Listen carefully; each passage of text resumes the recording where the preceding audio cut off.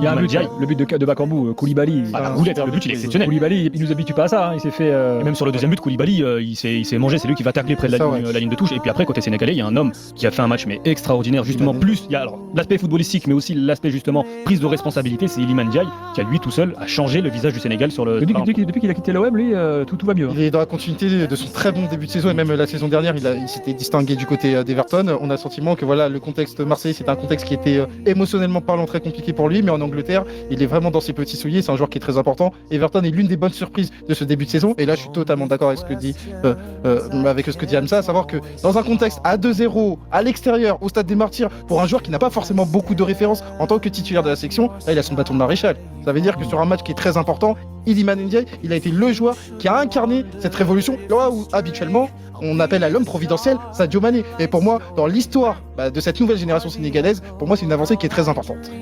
Pour finir sur le stade des Martyrs, je précise que c'était pas le stade où avait eu lieu le fameux match de boxe Ali Forman 74, c'était un autre stade qui qui n'existe plus, je crois, qui est en ruine. Ouais, c'est ça exactement. Il reste plus grand chose. Et vraie question là aussi, on en a parlé très rapidement tout à l'heure hors antenne, où se jouera le dernier match de la RDC face au Oui, parce que l'état a été détruit. Oui, vu l'état du stade, il y a eu des dégradations assez importantes. Il faut les remplacer tous ces sièges.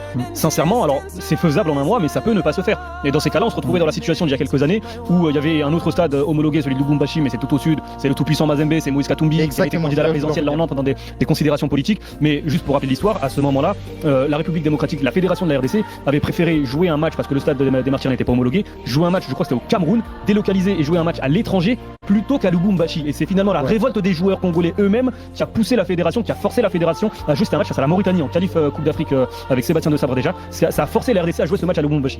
Ça va être pour moi un enjeu très important parce qu'il y a le contexte politique qui fait qu'aujourd'hui, notamment là on est sur une course contre la montre pour savoir où la République démocratique du Congo va jouer un match qui dans l'absolu pourrait être déterminant, pas seulement pour aller à la Coupe du Monde, mais même aller en barrage si d'aventure tu venais être tenu en échec contre le Togo.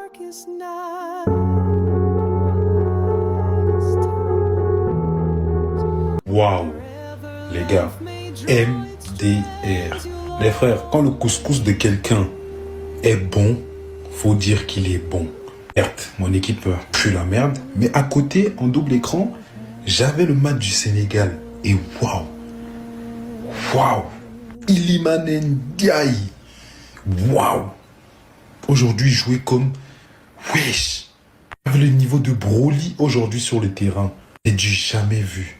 Un match où ils étaient en train de se faire chicoter, revenir 3-2. Et de la manière qu'il a joué, c'est du n'importe quoi. C'est pas un Brésilien, lui? On est sûr que lui, là, dans l'équipe du Brésil, il devient le meilleur joueur de l'équipe. Franchement, aujourd'hui, aïe, les deux Congos vont surveiller les flammes. Hein. Je crois que, bon, j'ai pas trop le droit de parler, mais bon, il n'y a pas de galère. On est dans la même situation. Franchement, comment il s'appelle? Pape Matar Sarr aussi. Waouh, quel joueur. De toute façon, le Sénégal, pourquoi on fait comme si on connaissait pas le Sénégal? Franchement, le Sénégal choque encore qui en Afrique. C'est une équipe cohérente, qui joue, qui a un plan de jeu, qui travaille bien. Et ça se voit sur le terrain. Et ils vont encore représenter l'Afrique à un moment donné. Ça devient fatigant que ce soit toujours les mêmes. Voilà. Franchement, bravo au Sénégal. C'est incroyable le match qu'ils ont pondu. Iliman Ndiaye, top player. C'est qui lui? C'est Neymar, c'est Désiré Doué. Moi, je l'ai vu à Marseille, j'ai vu ses matchs. C'était personne.